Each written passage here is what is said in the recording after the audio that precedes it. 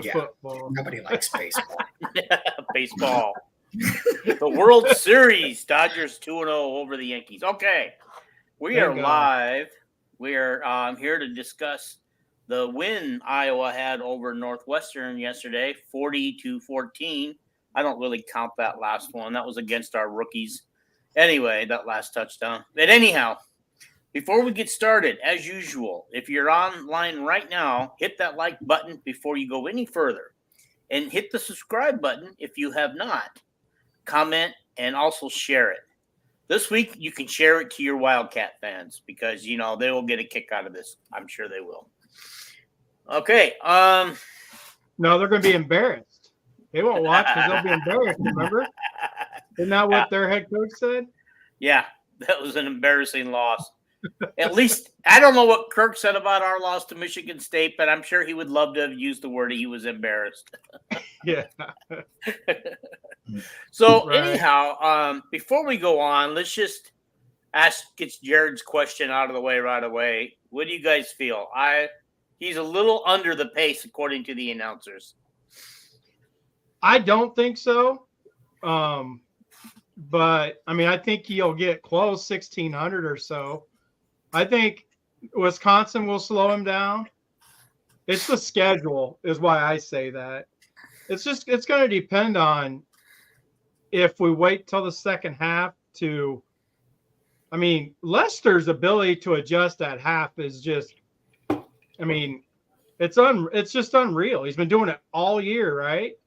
So if he does get loose in the second half against Wisconsin, like he did Minnesota, like he did this week, and Minnesota is actually, or Wisconsin doesn't score a lot of points, right? Then it's possible he gets back on pace. I see him more at the 1,700 mark with the schedule we have remaining. Okay. Sounds fair. I would probably have said the same thing. But, the last two games, majority of his yards came on 3 plays, 2 yesterday and 1 against Michigan State. I just want to point that out that he would have finished well under 100. That's how it goes. If it hadn't been for 3 big runs. That's how it goes. That's what he does every week. Mm-hmm. Go ahead, Paul. Sorry. That's how it goes with the running game. You get a lot of 2-yard, 3-yard, and then boom, 1 pops. Yep. That's how every single running back in the country is realistically. Okay. And that's been KJ really all year, right? He gets those big runs. He leads the country. And did you see that stat? And 20 plus 20 runs? Yeah, he leads the country in the most 20-plus yard runs. Mm-hmm. That tells you, what kind of running game he's been having. Yeah. Right? And that's while facing 9, 10, 11-man boxes. Yeah. He just has to keep pushing through that. I guess patience is the key, or wait for the adjustments is the key. Wait for the adjustments, because evidently Leicester sees what's going on in the first half, and he sees what runs. Mm-hmm. He sets everything up. He's been doing it. We talked about this. Mm-hmm. Remember I had that halftime rant? I don't remember who it was against. I was so mad. But then what happened in the second half of that exact game? Mm-hmm. KJ went off. Oh, it was Minnesota, because KJ went off for 150 yards. Right. So it's Leicester's play call in the second half is just unbelievable. And if you factor in now that defenses are going to have to account for the quarterback on the pole, on that kind of option give or keep, to have a legitimate threat to keep the ball and not every defender can just target on KJ in the run. That's if they decide to run that. That's only the RPO, and they only ran that a couple times, and they still only concentrate on KJ. They left Sullivan wide open, like on his touchdown run. Those 2 outside guys dipped in to go get KJ, and then he pulled it, right? So that's only in the RPO game. Yeah. And they don't run very much in the RPO like we had planned. So we couldn't really run a lot of RPO with Cade. I think. Well, no. Right, but they still didn't run it that much with Sullivan. That just may not have been part of the game plan. Right. That's my point. Like, I don't – wait till hear what's going to happen this week. That's why I can't wait. It's not going. The quarterback that the fans want is not the quarterback that Lester wants. Lester does not want Sullivan as his QB, and it is a fact. Kirk has zero choice in who plays quarterback. So who's making the choice if Lester doesn't want Sullivan? It's going to be Sullivan if it's not Cade.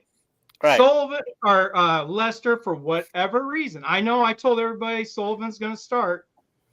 But I told you guys last week about the divide in the locker room. I told you who the coach wants. And the fans aren't going to believe that it's not Kirk. Kirk is going to get thrown under by the fans, but it's Lester's choice. Kirk, for whatever reason, 100% trusts Lester. I don't know what – this whole year it's been all Lester choosing the quarterback. Mm-hmm. I've had some really good conversations today. I know I told everybody – I can't imagine after what the fans saw, even though it had nothing to do with Sullivan being in there. It's just like the Minnesota game. They didn't have Sullivan in the Minnesota game, and KJ went off for 150 yards. It legit had nothing to do with Sullivan to open up KJ. KJ was going to get opened up regardless because of the play calling, the adjustments off of it. And I told you guys both quarterbacks were going to play. That was literally the plan. The plan wasn't for – I still don't believe – Cade is in concussion pro just because what happened with when they went down and they scored at the end of the first half, and then they went down and scored in the first possession of the second half, where they rode Sullivan, right? Right. So I don't know if that was an excuse, because going into the game was legit what they were going to do. Right. Granted, they only planned on Sullivan playing a few drives. So maybe he did get dinged up a little bit, but he was on the sidelines laughing, joking with everybody, jumping around. If you have a concussion, you don't do that jump. He did that jump. He spun and he hit somebody's back, right, when they do that. Yeah. He did that, and I'm sitting there going, he probably shouldn't show that on camera if he's going to say he's hurt. Yeah. Well, I think the trainers are taking some kind of precautionary measures because they had his helmet. He didn't. Well, yeah, they took his. That's what you do if the guy's not going back in. Mm-hmm. That's what I'm saying. But we all know how Kirk does play games with us like that, right? Mm-hmm. When they say somebody's hurt, and then he just doesn't like to mess around with, telling you the truth about some things. Yeah. But all along, I feel like it's Cade is starting this game, but you said it. And I even commented on your stuff saying, no, it'll be Sullivan, because of how the fans reacted and everybody, the media, everybody's all on Sullivan. Mm-hmm. But what I found out today, and it is 100% on Lester, this is not on Kirk. I know you're going to have people come in here and say, it's all Kirk, blah, blah, blah, blah, because that's, been the past. No, this whole year has been Lester. He wants Cade for whatever reason. And it's because an offensive coordinator doesn't just look at what the guy can do. He doesn't just look at, they both throw about the same. They're not very good, but Sullivan runs, right? Mm-hmm. But Lester looks at every aspect, how they come in and out of the huddle, everything, right? Mm-hmm. So, I would roll with Sullivan because it gets me closer to Marco regardless. Mm-hmm. And let's let Sullivan see how Sullivan does when the defense actually game plans for him. Right, against Wisconsin. It's a completely different animal, Wisconsin and Northwestern. Northwestern's defense isn't very good. Yeah. I'm just surprised, though, and myself included, how quickly we turned on Cade yesterday. I'm not. That's what they did too. That's what they always do. And I compared it to the Padilla situation. You guys remember Padilla coming in, passing for 200 yards? Mm-hmm. The fans were all like, see, I know more than Kirk, blah, blah, blah. And then Padilla comes out and has a game where he passes 11 for 27 or something. Like 3 for 27 or something. Yeah, I don't know. You're right, Paul. But what do you got, Paul? You were trying to say something. I was going to ask, as far as Lester a couple of things could be in play here. Number one, Lester may have told Kirk in the interview process, look, I am not coming there to be your offensive coordinator if I don't have perfect control. Because I'm not going to try to run. I'm not going to try to run an offense using square pegs and round holes. So the guy I want, the 11 I want out there are out there for a reason. And no, you're 100% right. That could literally be because he has that pull, right? He could say that in the interview. Like he would have that kind of pull to say, I'm not coming if I don't get a control of what I want. Yeah. And I mean, because I'm not coming, I'm coming there to take over statistically the worst offense in all of college football, right? So if I'm going to come in here and try to fix it, you've got to step out of the way and let me do what I do. And that's what's happening, Paul. You're probably square. I mean, you're probably right on, spot on. Because legit, I know Kirk's been saying it, right? But no one's been believing him. No, I found out this week what he's saying is the facts. Like it legit is about Lester. Lester controls the starting. I don't know if he controls everything. He controls the starting quarterback. I'm sure he controls the starting everybody. Like I'm sure he does. Like he has that kind of pull to legit say, no, I want him, right? I want it to be like this. Yeah, he is the offensive coordinator. I would guess that he has veto power. Well, this will be the first OC to have veto power of the quarterback, I believe. I don't think Ken O'Keefe ever did. I don't think any of the coaches until now did. And maybe it's a sign of Kirk getting old, letting go, right?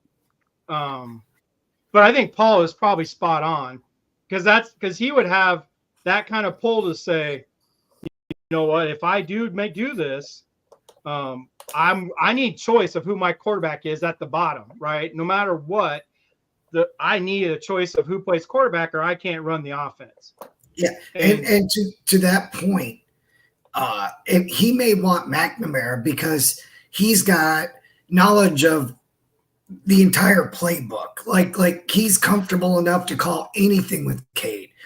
But we've had the short yardage package for Sullivan. Yeah. Now we've seen him get more reps and plays, this week. But does he trust him with half the playbook, 3/4 of the playbook? And so that may factor in his decision as well of, well, I feel limited in what we can do from a play knowledge, knowing the playbook. That's a good point too, Paul. I think you could be spot on that one. I'm only going off of, obviously, because I'm not a coach there. I'm just going off of everything I'm hearing between, because you know what's going to happen when Cade trots out there in the first quarter. The media is going to go insane. The fans are going to boo. Like it's going to be bad. So I assume that they're not going to want that to happen. You got to let Sullivan fail before you take him out. You got to let the fans see him fail before you try another quarterback, right? You got to let him go because he went 3 and out in his first 3 drives. And then, like I said, I think it just the play calling adjusted. KJ got loose, just like every game this year. It legit looked like every first half this year with Iowa's offense. Yeah, I think I was yelling, bench Cade after he threw that interception. Then you were yelling at bench both quarterbacks, and it was after. After the 3 consecutive 3 and outs, I go bench the other one, bring Cade back in. Yeah. Well, the one thing Northwestern has that Wisconsin doesn't when it comes to Sullivan, they had everything they needed to know about Sullivan because he was with them last year. So they knew his mobility, they knew his ability to pass or his propensity to not be accurate. They knew the throws he can and cannot make, that kind of thing. So no, right, but they didn't game plan for it. There's a 100% difference in the coach's knowledge and then having the player's knowledge. Like if you don't game plan for a player, that's why I said that. Like they legit didn't know if he was playing. They did not game plan for it. And the game plan showed that they didn't. Their halftime adjustments didn't even switch to it. Like I said, on that zone read that you were talking about, Paul, the RPO is definitely going to be better with Sullivan. Right. On that one that Sullivan had that touchdown run, both outside guys came down, and then it was too late because neither of them were very fast. But once they took that step down at KJ and he pulled it, it was just a foot race, and they were already coming in.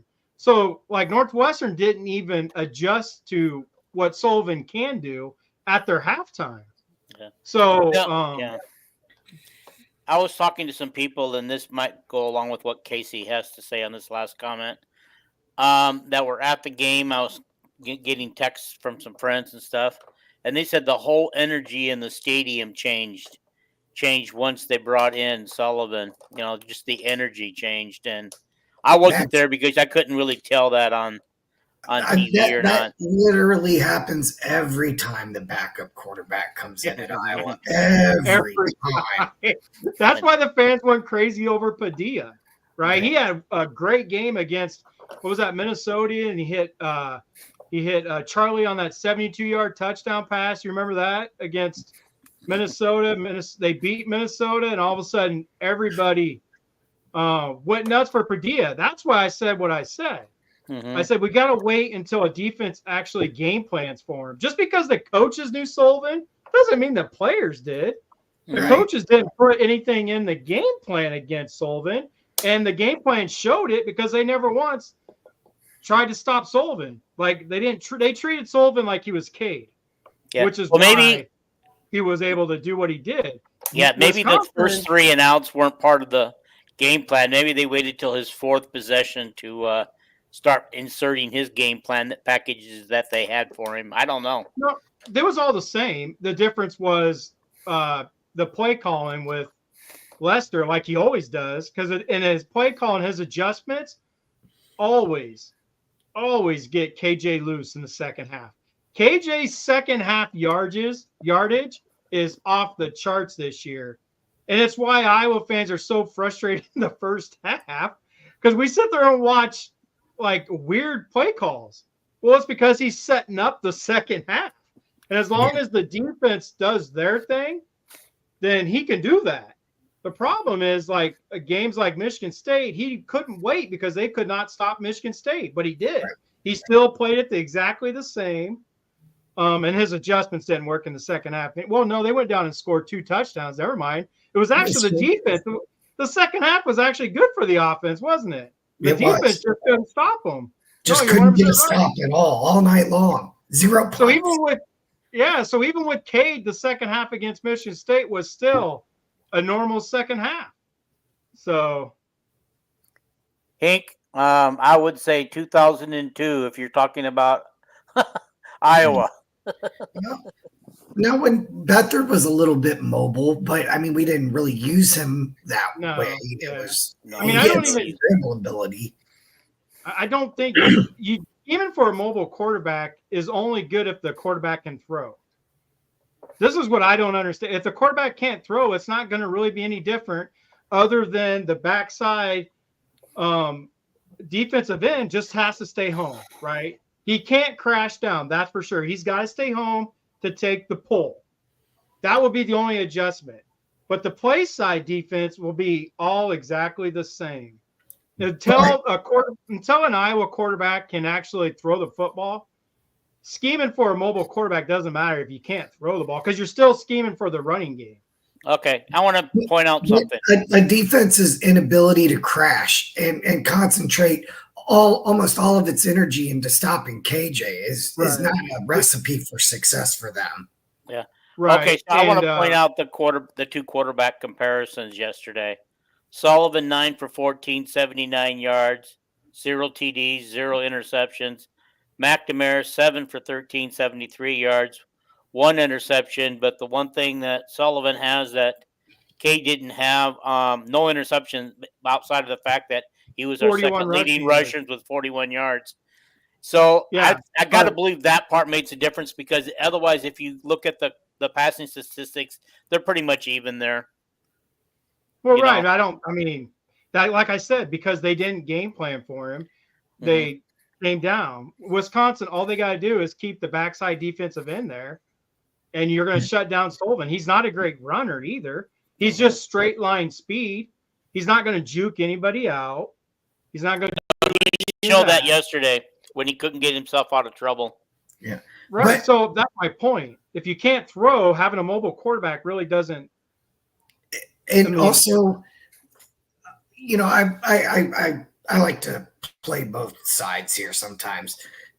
I don't know that you can take Sullivan's passing numbers. When Iowa was up big in the second half, we weren't going to throw the football all over the yard. We didn't have to. You know, we got up, you know, we got the score coming right out of halftime. Boom, boom, boom. The punt return for a touchdown took away a possession, offensive possession. The famous Iowa way. We always talk about how our defense's pick six would take away Iowa's offensive possessions. Right. But I'm just saying. You're right. You want to compare the numbers of passing. I'm only talking passing numbers.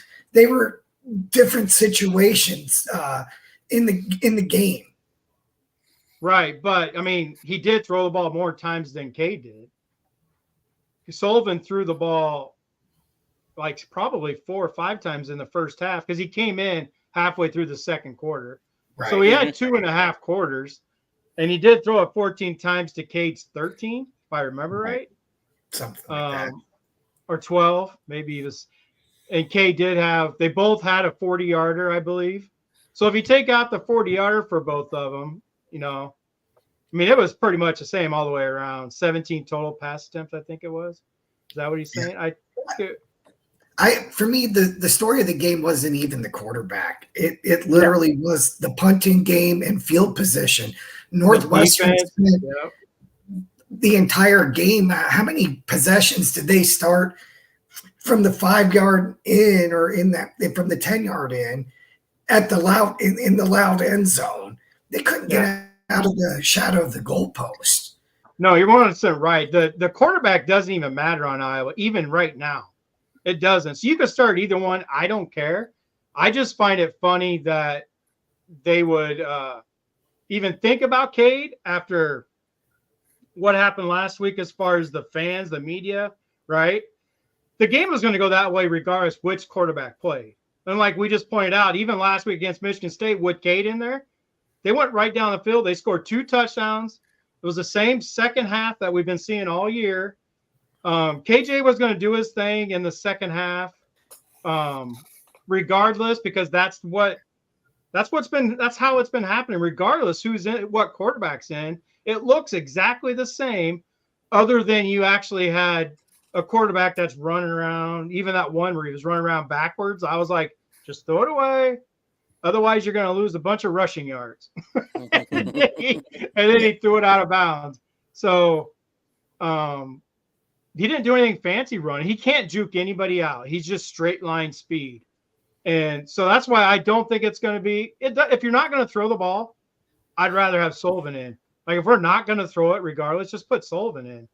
But like you said, Paul, maybe Lester has the whole playbook at his disposal with Cade. I would like to point out one thing. Cade did have his longest pass completion of the year yesterday. That was a thing of beauty, honestly. That was. What a catch. What a diving catch by Seth Anderson. What was that, like 60 yards or something like that? It was 46, I think. Something like that. Okay, so we now know he can throw downfield. He can if you grip the damn ball. I could talk about that a little bit if you want to take 5 seconds. All right, take your 5 seconds. I really want to shake Cade's hand, not for the purpose you guys think. I want to find out his grip strength. Like, I want him to squeeze my hand. I want to find out how big his hands are, because fucking ball. Because he doesn't. You can't grip the ball like Kurt Warner does. I know there's a lot of quarterbacks that do it in the quick screen game. That's what started it for Cade. So at Michigan, he had to get the ball and get it out, right, for those quick screen games. But the ball literally slips out of his hand.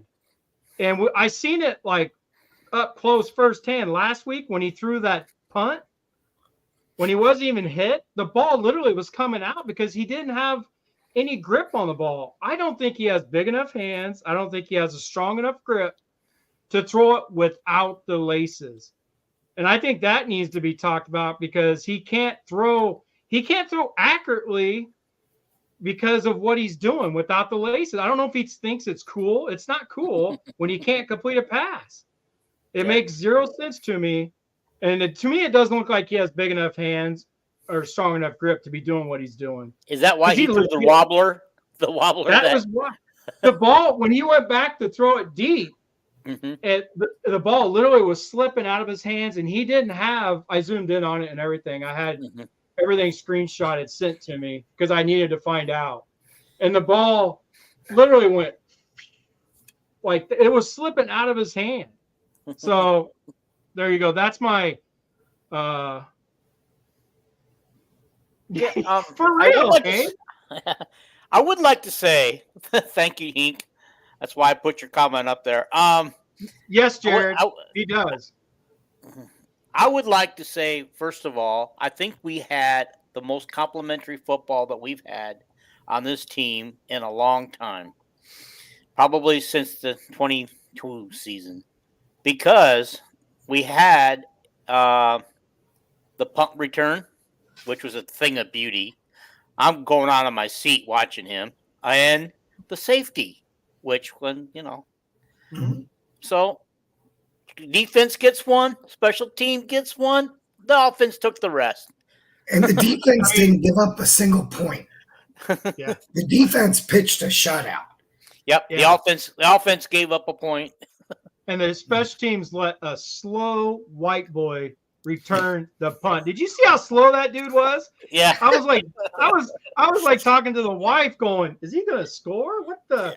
Like he was like, I didn't know what was going on. That dude was so slow running right up the middle of the field, but nobody was catching him. I'm like going, this is like a 10-second 40-yard dash. It's just like when he started to take off, everybody just kind of stood around, and I'm not sure why they were standing. It's like, is anybody going to try to tackle the dude? Yeah.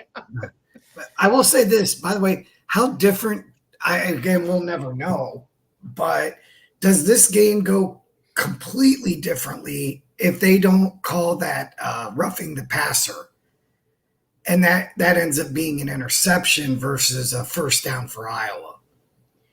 I don't think, if you want me to, I don't think so, just because I think they were outmanned no matter what. Okay. Like as the game progresses, as Lester does his thing, right? He must have like this big old Excel spreadsheet where he like calls a play and calls a play. Like his adjustments are just on par. So I don't think so, because I don't believe they kick a field goal on that drive. Did they even score? No. On that drive, particularly? No. I'm just saying from a momentum standpoint, though, because this came after the pick six, and then on Iowa's next possession, that happens. It would have set Northwestern up in scoring position. I mean, yeah, but I just think Northwestern's offense was outmanned up front regardless. I mean, our defensive line just destroyed Northwestern. That's why they couldn't. They really couldn't do anything no matter where they got the ball. In my mind, I just don't think Northwestern their offensive line was worse than I can remember. Like, I didn't know they were that bad. Just watching Iowa eat the whole game, like legit. Every once in a while, their running back would get a crease and gain 7-8 yards. But for the most part, Iowa's 4 D linemen and those linebackers just ate the whole game. Well, and I think the TV people at the beginning of the game said that AJ Henning was less than 100%. He looked like it. I will say that. He did look like it. Yeah, he was game time decision. He wasn't supposed to play, I think, originally. Yeah, and then they had another receiver who was out, and I think they were missing an offensive lineman. Oh, you're 100% right. They were. There was a lineman missing, but their second best receiver, Kirk or Herc or Hirsch, whatever his name is, was out. You're right. I forgot he wasn't there either. Those both Henning and that Kirk or Hirsch, however you say his name, he was out and they both lead the team. They have like over 35, 40 catches on the year. Oh yeah, you're right, Paul. That was a huge part of it. And so, yeah, I mean, they were wounded coming into the game. They were, and they're let's be honest, they're Northwestern. They don't have the depth to overcome missing, 2 or 3 of their best weapons on offense. No, you're 100% right. And then the fact that, I mean, Lee played a good game, but I mean, I don't know if you're going to throw the football. Why would you? Why would you even tempt fate going towards Harris? Paul, I showed everybody your comment. That was great. Like you commented, you're saying not attacking Iowa's right corner is like coaching malpractice or something. Yeah. You got everybody going. That was a great comment. That was hilarious because you were spot on. And I guarantee you, 80% of the Iowa fans were thinking the same thing. Everybody, because when I showed your comment, everybody's like, "Yeah, I mean, it doesn't even make sense. We've struggled with the right corner all year, and they don't attack it." Right. So, yeah, you would think that would be the game plan. Yep. And their quarterback was mobile and whatever. I mean, how you don't watch that Michigan State film and say, hey, we can replicate most of that. Oh yeah. I mean, they could, you're right. You can't, that's kind of where the point where coaches outsmart themselves. Did they even watch the Michigan State game? Because they're like, no, we can do what we do. Like, why wouldn't you do the weak, especially against Iowa? Pick on their weakness. You don't go at their strengths. You don't go at the best, could be the best corner in the Big Ten, right? Harris, he had a heck of a game. I think. Hey, maybe had a heck maybe of a Kirk game. had something on him and said, "You need to throw it. You need to throw it to my strength all game because otherwise I'm going to reveal some secrets." Well, it was like Northwestern's game plan coming in was, let's try to run the ball up the middle and throw it towards 27. It makes sense. I'm glad you brought that up because that was a huge moment when I showed everybody your comment. Not throwing at the right corner is coaching malpractice. Well, I'm going to just briefly comment on Hink's comment. We will have a total of 4 night games before the season's over. It's got to be some kind of a record in one season. Okay. He also says we need a corner next year in the portal badly. Yeah, maybe 2, because Harris will be gone. Yeah. Yeah. What was I going to say? Oh, about the night games. The only game that really bothers me that is at night is at UCLA. If that starts at 10 o'clock like they did to Rutgers, I mean, it'll be 6 o'clock my time, 8 o'clock your time, 9 o'clock Eastern. So it'll be over by midnight for Paul. Yay. Oh, well, that's not as bad. That's not as bad for the players though. So that means, so it's going to start Iowa time. It starts at 8. Yes. So it'll be over by 11. That's not as bad. I have tickets to that game at 6 p.m. out here in California, so it's not going to be a bad game for me. I'll be home by midnight. Yeah. That'll be one of those games too where it starts out with some daylight and then it'll be dark at like halftime, but that'll be kind of cool. Yeah. 8 p.m. Central. That's not as bad as they did Rutgers. They had Rutgers starting at UCLA at 10 p.m. I mean, that's ridiculous. That was ridiculous. And that was because they wanted to do the World Series. They should not have picked up a Big Ten Friday night game or put it on FS1 at least. They should not have. Either way, they should not have picked up a Big Ten Friday night game that week because that was why they did it. It's going to be the same thing this week. There's probably going to be a World Series game on Friday this week. Oh, that makes sense, but I didn't know why they did that to Rutgers. Yeah, and then the World Series game went to extra innings and took so long, and then the post game they had to actually start that game on FS1, and I think the entire first quarter was on FS1 before we were able to flip back to Fox. It would be 10 p.m. It was 10 p.m. Central Time is when the Rutgers game started. Yes. So that would be Yeah. 11 p.m. Rutgers time, right? Yes. Yeah. How many people on the East Coast stayed up for that? Unless you're a diehard Rutgers fan. And Right. Yeah, I mean, Rutgers probably took a nap at halftime. Wake me up when it's ready. So, yeah. So I want to address Jared's. I wanted to address Jared on the Ohio State, Nebraska. Okay. Yeah. I want to go back to that. Where's that at? It's down a comment. Yeah, I got it right here. I watched as much of that as I could, even though I hate both of those programs. You were commenting on it the whole time. I was getting your comments. I didn't watch as much as you did, but yeah, you were giving us play-by-play. That was pretty good. I mean, Ohio State was flat. I mean, they were flatter than Iowa was at Michigan State. You could just tell, like, they were just not into that game emotionally. I don't know if they were a little bit hungover from what happened at Oregon. I don't know if they just saw Nebraska get beat 52-7 or whatever it was at Indiana, and just, hey, we got Penn State coming up next week, and this Nebraska team is no good. But I don't think they took them serious enough. So without saying that, you're saying Nebraska was a trap game. Kind of. I mean, if it does feel like that now that you say that, Paul, because the fourth quarter, they didn't get serious for Ohio State until they were losing. Right. It was like the moment Nebraska was beating Ohio State in the fourth quarter, and then all of a sudden they're like, okay, we can't play around.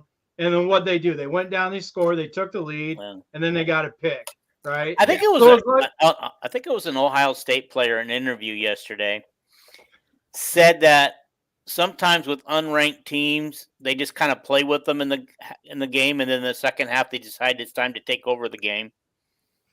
I don't know how true that is. It might have been Ohio State, but it could have been a Michigan player talking about Michigan State, but they shouldn't talk about Michigan State that way because Michigan State has owned them except for the last 3 years. I can't think that they would actually say that. Somebody would say that, especially with Ohio State blowing teams out. It's not like they just show up. Nebraska showed you that if Ohio State doesn't show up, they're beatable for sure. Yeah, right. If they're not up, then they're beatable. So it's hard for them to – I want to say – I think Jared just left a comment about Ryan Day being undefeated against unranked teams. Yeah. So and 0 natties. That's going to cost him his job at Ohio State. But and if he doesn't beat Michigan this year, because he's already probably on the hot seat for not beating Oregon, but they figure, we'll get a rematch with Oregon at the end of the year. Well, Coach, I think you can speak to this, having been an actual coach of football players. It's tough to get these guys motivated every week to play the opponent that's in front of them.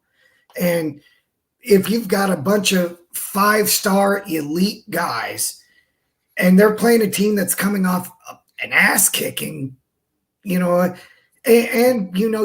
got a top 5 matchup the following week, it's hard to get those guys. That would be even worse, right? Yeah. I can only speak on high school level. I'm not going to have people say that I feel like I'm a Division I.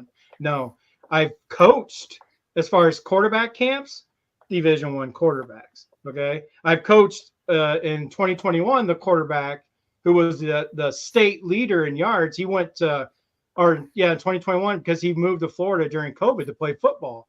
Because and he ended up leading the whole state in rushing and passing yards, like combined, right? Total yardage. But anyway, I couldn't imagine 5-star. I don't handle prima donnas very well, right? I would be kind of probably a lot like Kirk as far as handling prima donnas. I couldn't imagine having a roster of players like Colorado has where everybody thinks they're the best.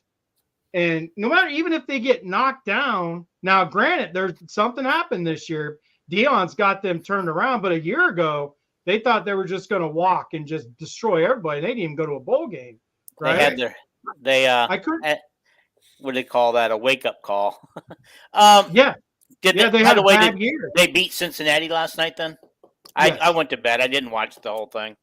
I have to watch them. I feel Shadur Sanders is the best quarterback coming into the draft. His accuracy is amazing. I just love Shadur Sanders as a quarterback. I think they do him dirty at Colorado because they don't even try to run the ball hardly. They just get him killed. Their offensive line isn't very good, and they just get him killed. But yeah, Hank, you're right. I couldn't imagine having a bunch of 4 and 5 stars, 18 to 21-year-olds who think they're God, right? I can imagine there'd be a lot of push-ups. Those guys would be doing I give high school kids, I would make, if they drop a ball, that's 10 push-ups for every drop. That's how I hate drop. If you have the talent, it's not every receiver. If you have the talent and you think you're a starting receiver, if you drop a ball that hits you in the hands, that's push-ups. If I was at Iowa, those receivers would hate me because all those drop balls that they would drop that hit them in the hands, perfect throws, that would be push-ups.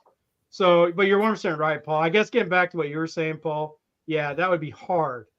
It'd be hard to get Ohio State up for a Nebraska team that just got their butts beat, right? They saw that score. Yeah. This is what I do. We just took one question from Paul and turned it into a 20-minute conversation. Right. Okay. So I want to hit on a couple of these questions. This first one I want to hit on, I'm going to ask Calvin. He says Swarm Pod with Tyler Barnes and Brad Heinrich, 7 p.m. Wednesday. Is that live on YouTube, Calvin? I tried to ask you this before, and you've never responded to me. I don't know where to find that. I would love to watch that. Okay, now this is going to this is Jared's kind of with Brad Heinrichs. This is going to kind of lead into a couple of Jared's questions here. Where we go? Gotta get up there. All righty. Okay, what kind of money can the Swarm produce compared to the rest of the major Division I programs? I think you're seeing it, Jared. They can't. They're not doing very well. I had an idea for that. I passed it along in our group chat. And Iowa should have companies sponsor the wave. Yeah, there you go. And have all of that money go directly to the collective, not to the university, so that it can be a donation, right? A tax deductible donation for State Farm, Geico, whoever wants to do it. Big money stuff. There we right? go. And they can get, they get their logo on TV, the State Farm wave this week, whatever, So if State Farm were to do it, would that mean because are they still sponsoring CC? I believe so. Yeah. I mean, yeah. So Hy-Vee, State Farm, Gatorade, Nike, I'm sure all of those companies would love to, because, it's like a free advertisement, but it's the best kind, right? I mean, what you can have Caitlin Clark on your commercial, or you could pay to have, the wave, which everybody in the stadium, 70,000 people are going to, get the message. And then anybody watching on TV is going to get that message. And, if you have a big time Iowa, Ohio State night game that, 5 million people are watching. Right. What's $1 million to Nike to sponsor the wave for that game? Yeah.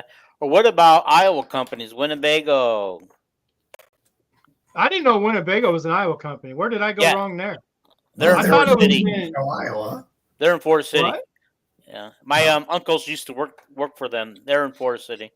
Okay, John Deere, Quaker Oats. Yeah, I mean, all of those Iowa companies. Okay, Calvin responds why John Deere's not sponsoring. And here's the thing too, is it can get tied, that money gets tied back into the kids, because I mean, really and truly, the wave it's part of the football. Without football, without the players, without what is the wave at that point? So Right. Okay, so it's the roundup thing at the concession stand. I heard failed. They don't ask if they don't want to round up. They need to get Hy-Vee employees in there. I get asked to Hy-Vee to round up every dang time. Everywhere I go, I get asked to round up. So they should. I actually say no. You say no. You're just like my wife. She gets mad at me. I say yes every single time, and my wife gets so mad. She'll say no too, and I look at her like, "What are you doing? Good Lord!" But she's like, "I don't need to give corporations more money." I'm like, I always round up at, I don't know if you guys have them up there or where you guys are, but here we have a sub place called Firehouse Subs. We got them out here. They're delicious. And I always round up there because that money goes to like firefighters. It doesn't go, Yeah. Casey's in Hy-Vee and Fairway, but they would have to give equal money to Iowa State, though. So you guys understand that they can't just pick one university. They would have to do probably all three public universities, I'm gonna guess. I mean, that would really hurt business if they picked on Iowa. Think of all the Iowa State fans that would not go. For sure. Iowa needs 2 billionaires like ISU has. I didn't know ISU had some billionaires. Who the heck? Oh, okay. I'm gonna have to tell Cindy, Dean, that you don't round up either. Well, it depends what the roundup's for. Well, we're getting here to about 10 minutes left in the show. Should we review our picks from the week? Sure. Because we've kind of gotten off the beaten path of the Northwestern game at this point, so we might as well, Yeah. I kind of had a feeling it was going to go toward the quarterback issue. I really did. I mean, I hope everybody heard what I said because it's going to be a great week. It's going to be hilarious to find out who starts. Because I 100%, I want it out there. I said it. I believe Sullivan is going to start. But today, I was told Lester likes Cade. So, for sure. So. Okay. So, I got a question for you guys. Tuesday is Kirk's presser. Over under if the first question's asked about who starts, Cade or Sully. The very first question he gets. 100%. I'm guessing he will probably address that. He might on his own. Right. His first, yeah, he might. Yeah. I think he comes right out and says, Cade's clear to play. He's our starter. Yeah. Then he can avoid the one social media guy who asked the same question right after Tyler Tatchman of the Des Moines Register asked the question. Then he re-asked it. Apparently, he either wasn't happy with the answer or he wasn't listening. I mean, if Kirk does say that, maybe he'll say it's a game time decision, thinking about it now. Mm-hmm. Because if he does say that, oh gosh, it's going to get ugly the rest of the week. I mean, people are nuts, right?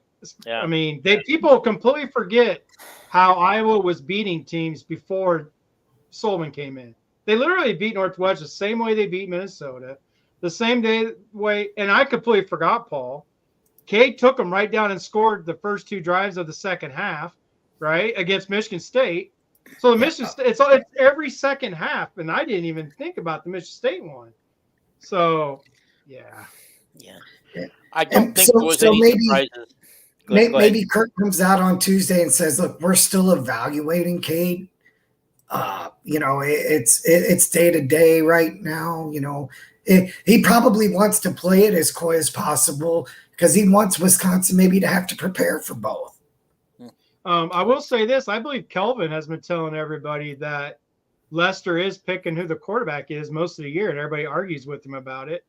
Well, Calvin's been saying that. Calvin's been saying that since the beginning of the season. I could tell everybody right now, Kelvin is spot on with Lester picking the quarterback. Kirk has let go, and we can go back to what Paul said. There was probably Lester in the interview saying, "I'm not coming if I don't pick who the quarterback is." Yeah, Calvin is right right almost all the time, but I love arguing with him in our text messages, trying to convince him he's wrong. But he will not bite. He will not give in. Yeah, he's a Hey, lot I'm like somebody's Ryan. hero. I forgot who left that comment, but I'm somebody's hero. Which one? It What's was that? it was Kelvin. You're That was Kelvin's Kelvin. hero. It was Oh, yeah. Kelvin. You're his hero. Yeah, But no, Kelvin. as long as Kelvin's you're like backing Kirk, Lester, all the coaches, you're his hero. yeah. Okay. But I mean, Kelvin is an older version of me as far as I don't change my mind either, right? I debate and I use what I know in my debates, and it's that. I like this one. Whiskey will probably have to prepare for both QBs. Have Marco start and it'll throw him off. There you go. I love that, Jared. I do too. I love that, Jared. Paul, you're on target a lot, according to Calvin. So you're his hero. Well, Kelvin, I have fantastic news for you. I actually early voted yesterday, and I wrote myself in for President of the United States. So I can be your hero. I can tell you how to spell my last Wait name. Wait a minute. I did the same thing. I wrote myself in. Right. So, yeah. That's literally like the thing to do right now. Everybody's saying, I just wrote myself in. Like, no. Yeah. We're gonna have 300 million freaking people writing their own name in. And now we're on the government radar. Hopefully that sends a message to both political parties. Like, Right. what terrible options we have. Right. No, Yeah. that ain't no lie. Yeah, But, Mike says I don't think we're beating Wisconsin if they don't trust Sullivan to throw. Probably. I mean, yeah, I don't think we beat Wisconsin. If neither quarterback can throw, I don't think we beat Wisconsin. Yeah. It's going to be a struggle to beat Wisconsin. I'm on my picks that I picked this week. I'm fighting with myself not to pick Wisconsin. Jared, I'm just going to go out there because Dean's been talking about this a lot. Today was actually the first time I'm not on a bandwagon. I don't know how to say it. I'm believing that you guys might be right. That's why before the show started, I asked Dean about how many wins Kirk. If they do find a way to get 10 wins this year, you very well might be right. Because my conversations I had today, like I'm happy, and I think the next week's game is going to be fun. But I do think if he does, I really believe that record is important to him. But I'm with you, Jared and Dean, and everybody who's been saying that this could be his last. If he gets the record, I think he comes back for one more year. If he doesn't, because I think that's important to him. But he is, I don't think he's making it to 2029. I'm just going to say that. Right. I'll just go out on that limb. I would like to point out that for Mike, who says I actually want to throw up over the idea of going into a Wisconsin game thinking we're going to lose. We are a 3.5 point favorite. We are. I forgot to share that today. I always share that every week. I forgot to share that, but you're right. We are. Yep. Okay. All righty. I want Kirk to break the win record and retire with some grace. I would love for him to do that, and I think, and honestly, if he finished the season with 10 wins, with 10-3, I think the fans would be elated. That would include a bowl win. Does that tie it or break it? Breaks it. 9 will tie it. Okay. But you're right. If we get one more loss, I will predict he's coming back next year. Okay. All righty. Let's go over these picks that we did. All right. Now, we were all 6-2. All right. However, Paul got one up on us. He took Indiana, where Jason and I took Washington. Okay, and Indiana probably proved they're for real. They are for real, dude. I think they just might be, but that's twice this year, Dean, that we lost because Jerry told us the backup quarterback was playing. But in this case, he was right. But I was more for Washington regardless because I wanted to challenge. I picked against Indiana every time, and they just keep proving me wrong. So from here on out, they got a huge one this week, though, so that'll be fun. Yeah. Hink says he's not go through his contract. I'm not sure if you mean that he won't get to the end of his contract, because I predict he won't. Yeah, that's 2029. He's not doing that. Like I said today, it was the first time I felt the same way how Dean was talking. Hink says, I'm ready for a new coach. I've had the same one in my whole life. Hink's pretty young then. He's only had Kirk, so he's under. I think he said he was born in like 2000, didn't he? Yeah, he says he's like 23, I believe, if I remember right. Yeah. Okay, Hink says, I'm ready for a change. Wow. Okay. Alrighty. Okay, let's finish these games, okay? I hate winning honor games. All right, Rutgers at USC. We all three picked USC. We were winners. Washington at Indiana. Only Paul picked the right winner, Indiana. Illinois at Oregon. We all picked Oregon and won. Michigan State at Michigan. We all picked Michigan State and lost. Penn State at Wisconsin. Only Jason and I got Penn State correct. Paul, that's your second loss. Wisconsin, but for all of us, we don't have any more losses. Missouri at Bama. We all took Bama and won. Maryland at Minnesota. We all took Minnesota and won. And then the Northwestern Iowa, of course, we all won. I had the 24-10 score. Paul had 2017, and Jason said 34-24.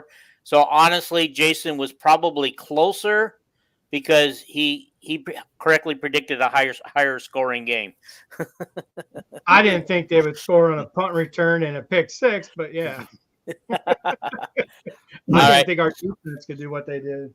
Yeah, so we're all 6-2 this week. I lead the pack at 63-18. Jason, you're next at 55-6, and then 52-29 for Paul. Does that all add up? I hope I got my math. I think he meant 26. Yeah, it had to have been 26. Yeah. He said 6. Mine. Oh, yours is, you're 55-26. Paul's 52-29. Only 3 games separate you guys, and I have a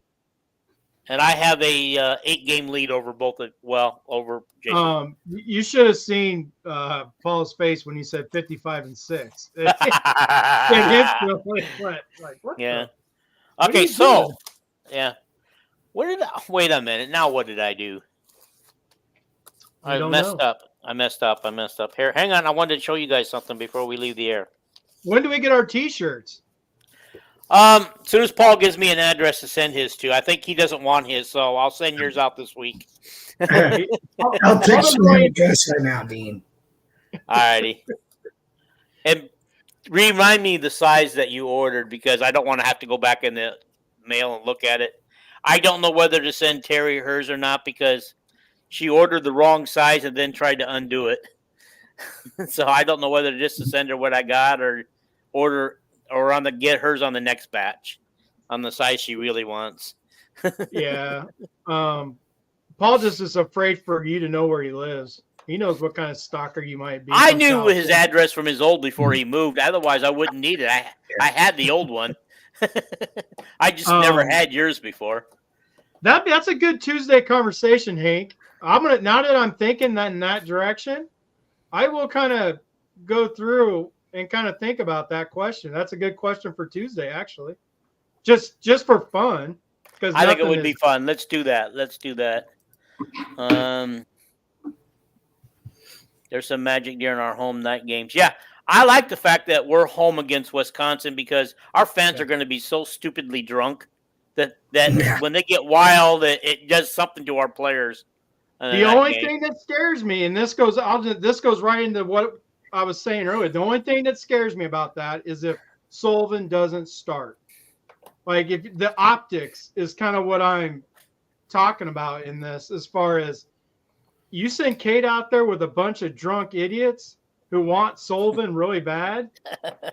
I mean, you could let the air out of that balloon real quick, is what you're saying. Yeah. Well, let's do this. Maybe they have a plan to send Cade out there, and if he just chumps it on the first couple drives. Well, either way, I think both quarterbacks are going to play.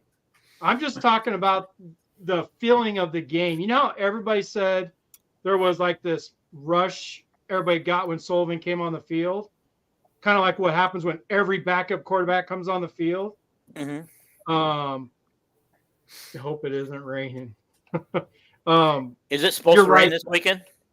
I just hope Sullivan does play, just for the optics side of it. And if Sullivan struggles, which is a very possibility, then bring Cade in for a reason. But I just think it could be bad if I don't like those fans that just are there to see a certain player. But Yeah. I can't say much. I'll tell you what. I've been a Hawkeye fan since 1956, the year I was born. And I've seen the highs and I've seen the lows, and I've seen many coaches coming through. I have learned that it's not all about one or two players and one or two coaches anymore, because you're going to get what you get. And, college teams are like a revolving door. Players come and go, coaches come and go. And, especially a quarterback at Iowa. Quarterback at Iowa is not going to do a lot regardless which one plays. Mm-hmm. But which is why I want Sullivan to start. I want him to prove himself first. And I don't want the air to go out of the stadium. That's just my 2 cents on it. We'll find out. No matter who quarterbacks, whether it's one or both, all I want is a win. Is that too much to ask? Can we beat Wisconsin? And somebody says it's going to be a low-scoring game. I do not know if it's going to be a low-scoring game. We beat them last year with Heavy D. Yeah. Do we? Yeah. Do we? Do they still have that running back that's all kind of like all-world running back? No, they don't have an all-world one. They have a really good one in Michi, number 3. I can't pronounce his name. Okay. But they do have he's a good running back, but they don't have. We actually have the better running back in this matchup. Cool. I don't know how often we could say that, but we actually have the better running back in this matchup. Yeah. Last time so weird things usually happen in the Wisconsin game. I'm sorry, what'd you say, Paul? The last time we could say that was probably with Sean Green. Yeah, you're probably right. Probably right. But let's not forget what Goodson that's it, Hank. Okay, that's what I was asking. They don't have Allen anymore. I couldn't think. Is he in the NFL now? Yeah, he's in the NFL. Good. Yeah, thank God he's gone. So I want to address something, because I got so confused yesterday with the announcers saying, one announcer was saying that Iowa runs an air raid, and I'm thinking, how can we be an air raid? We never passed the ball. And the other one, another one kept calling us the West Coast offense. Well, I know that we've taken some pieces of the Shanahan offense, which is, people call it the West Coast offense. That is. I never really thought of us having a West Coast offense. We don't have a West Coast, and we don't have. If we had an air raid, I'd be so excited. Come on, I'd be talking offense so much if we had an air raid. I would be explaining the air raid like it's going out of style, but no, and I didn't hear anybody say air raid. You're young, you're hungry. The next Iowa coach, I want you to be the offensive coordinator and install the air raid. That'd be a dream, but I'm nowhere on that level. But that would be amazing. I can do the smaller things in the air raid offense, but that's why I would like to see Matt Mummy and who's the head coach at Colorado State? Why am I forgetting this? Novell. Yeah. Novell. Yes, I would like to see both those guys come to Iowa. Matt Mummy, his dad, and Mike Leach invented the air raid. They run the air raid at Colorado State. They just obviously it's Colorado State. Jared Hayden Large is our fullback, but you never hear anything from him because we don't really use the fullback anymore. I think Jared's point is it's not that's not the West Coast. The West Coast offense has a fullback in it. You have your tight ends in it. That's the West Coast, and where you aren't in the I formation. Like we don't run pro sets, pro set formations. Iowa runs a pro style offense. How old is Norvell? I know he played in the 80s.